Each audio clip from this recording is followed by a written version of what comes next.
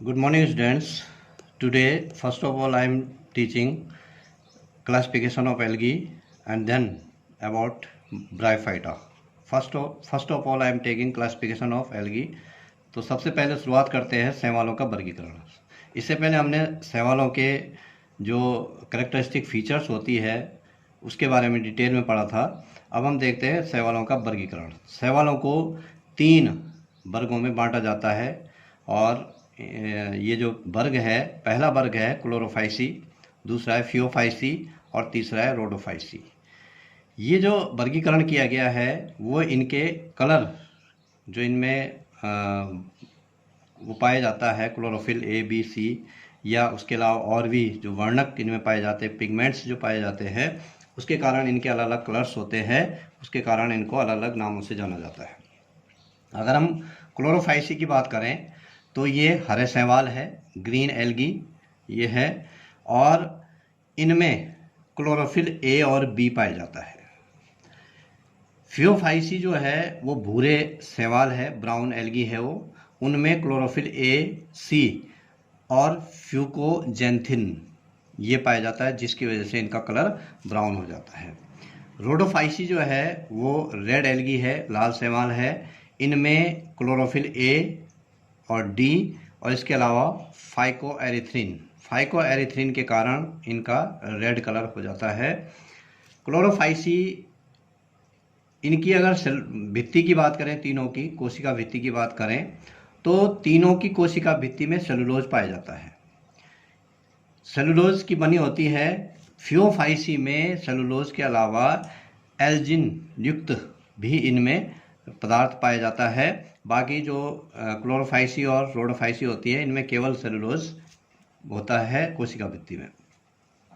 अगर इनके प्राप्ति स्थान की बात करें, इनके हैबिटेट की अगर हम बात करें तो जो क्लोरोफाइसी है ये स्वच्छ जल में या अलवणीय जल, हम जिसको कहते हैं नदी हो गया, झरना हो गया, झील हो गया, तालाब हो गया, पोखर हो गए, इनमें ये पाया जाता है। कुछ प्रजातियां इसकी समुद्री जल में भी पाई जाती है, जबकि फियोफाइसी और रोडोफाइसी केवल समुद्री जल में पाए जाते हैं। क्लोरोफाइसी की अगर बात करें, हम जनन की बात करें तो तीनों में कायिक जनन संभव है, खंडन द्वारा, इसमें भी विखंडन द्वारा और इसमें भी विखंडन द्वारा। जो थैलस होता है इनका, उसका कोई हिस्सा टूट जाता है और टूटे हुए हिस्से से नए शैवाल का जन्म हो जाता है। अगर अलैंगिक जनन की बात करें तो अलैंगिक जनन जो क्लोरोफाइसी है उसमें चल बीजाणु जू स्पोर्स के द्वारा होता है, फियोफाइसी में भी चल बीजाणु के द्वारा होता है अलैंगिक जनन, जबकि रोडोफाइसी में अचल बीजाणु द्वारा अलैंगिक जनन होता है।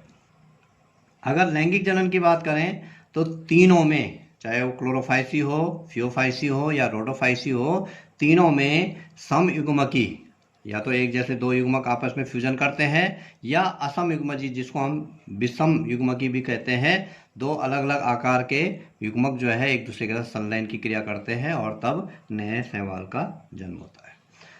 इसके उदाहरण, क्लोरोफाइसी के जो उदाहरण है वो है क्लेमाइडोमोनास, वोल्वॉक्स, यूलोथ्रिक्स और स्पायरोगैरा कारा। ये इसके मुख्य एग्जाम्पल है जो कि सामान्यतः हर जगह पाए जाते हैं। फियोफाइसी के उदाहरण अगर हम देखें तो एक्टोकार्पस, डिक्टियोटा, लेमिनेरिया, सार्गासम आदि जो है इसके उदाहरण है। और लाल शैवाल के जो रेड एल्गी है रोडोफाइसी, उसके उदाहरण है ग्रेसिलेरिया, जिलेडियम और पोरफायरा। ये इसके एग्जाम्पल्स है। ये तो हो गया शैवाल के बारे में डिटेल। अब हम शुरू करते हैं नया डिवीजन। शैवाल के बाद अगला जो डिवीजन है वो है ब्रायोफाइटा। शैवाल में जो है जो डेवलपमेंट होता है, शैवाल एक थैलस लाइक स्ट्रक्चर है, केवल कोई भी उसमें पौधे के भाग नहीं पाए जाते हैं, कोई संवहन ऊतक नहीं पाए जाते हैं। इसी प्रकार से अगर हम ब्रायोफाइटा की बात करें तो ब्रायोफाइटा में भी किसी प्रकार के संवहन ऊतक नहीं पाए जाते, जाइलम फ्लोएम कुछ नहीं पाए जाते। और जो इसका पौधा है वो गैमेटोफाइट होता है पहले और फिर स्पोरोफाइट अवस्थाओं को प्रदर्शित करता है। इससे पहले शैवाल में ये अवस्थाएं नहीं पाई जाती है। यहाँ पर जो है गैमेटोफाइट और स्पोरोफाइट अवस्थाएं पाई जाती है। अब ब्रायोफाइटा के लक्षण देखते हैं, characteristic features of the bryophyta. सबसे पहले हम अगर आवास की बात करें, हैबिटेट की बात करें, तो ब्रायोफाइटा को, जो ब्रायोफाइटा के पादप है उनको पादप जगत का उभयचर बोला जाता है, amphibians of the plant kingdom. जैसे अगर हम जंतु की बात करें तो जंतुओं में एम्फीबियन या उभयचर बोला जाता है मेंढक। मेंढक हो गया, उसी वर्ग के हाइला, जितने भी उस वर्ग में पाए जाते हैं जो कि जल और थल दोनों जगह रह सकते हैं। अगर हम ब्रायोफाइटा की बात करें, इससे पहले हम शैवाल की बात करते थे, तो केवल नमी वाले स्थानों पर या जल में पाए जाते हैं। जो ब्रायोफाइटा होते हैं ये सामान्यतः पृथ्वी पर जो जमीन है उस स्थलीय भाग में भी उग सकते हैं, लेकिन इनका जो लैंगिक जनन होता है वो केवल जल में हो सकता है। तो जल की उपस्थिति जो है लैंगिक जनन के लिए बहुत आवश्यक है। ब्रायोफाइटा जो है नम छायादार स्थानों पर, गीली मिट्टी, चट्टानों, पेड़ पौधों के तनों पर, यहाँ जो है इनका आवास होता है, यहाँ ये पाए जाते हैं। अब बात करते हैं दूसरा कैरेक्टरिस्टिक फीचर, युग्मकोद्भिद। युग्मकोद्भिद या गैमेटोफाइट इसको बोला जाता है।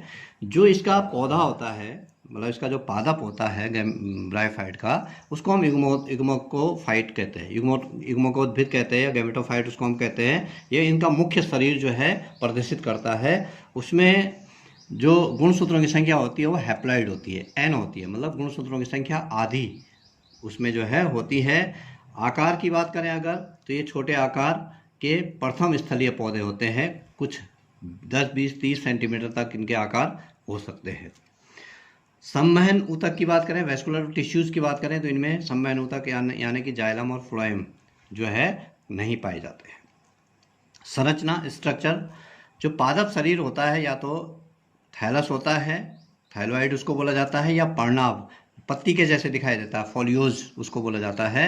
ये मुख्य रूप से जो है अगुणित होता है, हैप्लॉइड होता है, जो इनका युग्मकोद्भिद होता है, गैमेटोफाइट उसको बोलते हैं।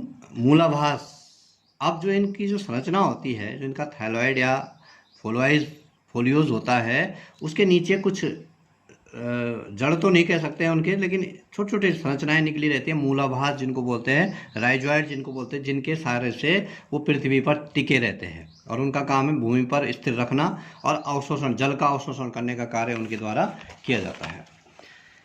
अगला जो कैरेक्टरिस्टिक फीचर है वो है कायिक जनन, वेजिटेटिव रिप्रोडक्शन उसको बोला जाता है। ये जो है सर्वाधिक रूप से पाए जाने वाली विधि है, इनमें सबसे ज़्यादा जो पाई जाती है। विखंडन कर सकते हैं ये, इनका आधा भाग टूट जाएगा, नया पौधा बन जाएगा। अपस्थानिक जो कलिकाएं होती है उनसे भी नया पौधा बन जाएगा। ट्यूबर्स निकल जाएंगे, शाखाओं से जो है अपस्थानिक शाखाएं निकल जाएगी। ये कायिक जनन के इसके प्रकार है। अलैंगिक जनन की अगर बात करें, एसेक्सुअल रिप्रोडक्शन, तो ब्रायोफाइट में अलैंगिक जनन अनुपस्थित होता है, अलैंगिक जनन इनमें नहीं पाया जाता है। लैंगिक जनन की बात करें अगर, सेक्सुअल रिप्रोडक्शन, तो सेक्सुअल रिप्रोडक्शन जो होता है, लैंगिक जनन जो होता है, इनमें अंड युग्मकी या ऊगैमस प्रकार का होता है। और यहाँ पर जो है लैंगिक जनन थोड़ा सा, एल्गी से अगर हम बात करें तो थोड़ा सा डेवलपमेंट उसका हो जाता है। एल्गी में मेल फीमेल नाम की कोई चीज़ नहीं होती है, उसमें मेल और फीमेल नहीं पाए जाते। यहाँ पर थोड़ा सा मेल और फीमेल की तरफ जो है हम बढ़ते हैं और डेवलपमेंट थोड़ा सा पौधों में होने लग जाता है। अगर हम बात करते हैं कि जो मेल और फीमेल होते हैं, जो मेल भाग होते हैं इसके, नर जननांग जिनको बोला जाता है, वो एंथ्रीडियम कहलाते हैं, और मादा जननांग जो है वो आर्चिगोनियम कहलाते हैं। ये अलग अलग थैलस पर भी हो सकते हैं और एक ही थैलस पर दोनों भी हो सकते हैं। इसमें सबसे पहले हम बात करते हैं पुंधानी की, एंथ्रीडियम जिसको बोला जाता है। ये एक छोटी वृंत युक्त गोलाकार या गद्दाकार संरचना है जो कि पौधे के भाग में पाई जाती है। ये है जो एंथ्रीडियम, ये है इस प्रकार से, ये इसका थैलस है और इस थैलस से जो है ये स्ट्रक्चर बन जाता है। इसको पुंधानीधर या एंथ्रीडियम इसको बोला जाता है।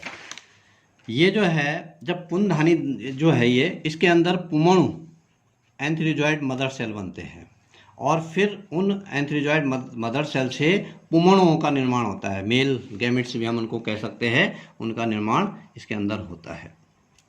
उसके बाद दूसरा है इसमें स्त्रीधानी या आर्चिगोनियम, ये फीमेल पार्ट है और ये फ्लास्क के आकार की संरचना होती है। ये थैलस है, थैलस पर इस प्रकार से फ्लास्क के आकार की स्त्रीधानी जो है आर्चिगोनियम का निर्माण इसमें हो जाता है।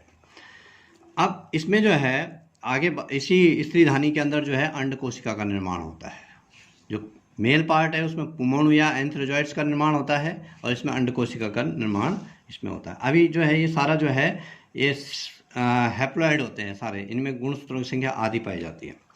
अब बात आती है निषेचन की, फर्टिलाइजेशन की बात करते हैं।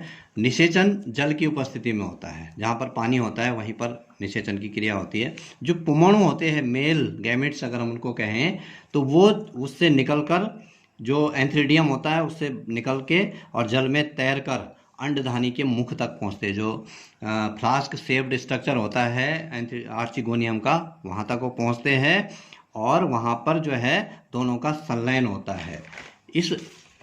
यहाँ पर जो है मेल जो होता है पुमोणु और अंडकोशिका एग सेल जो होती है उनका संलयन की क्रिया होती है, मतलब उसको हम निषेचन कह सकते हैं, और उससे जायगोट का निर्माण होता है।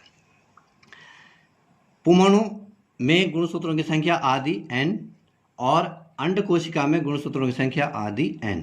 अब जो जायगोट बना वो 2n बन जाता है, डबल।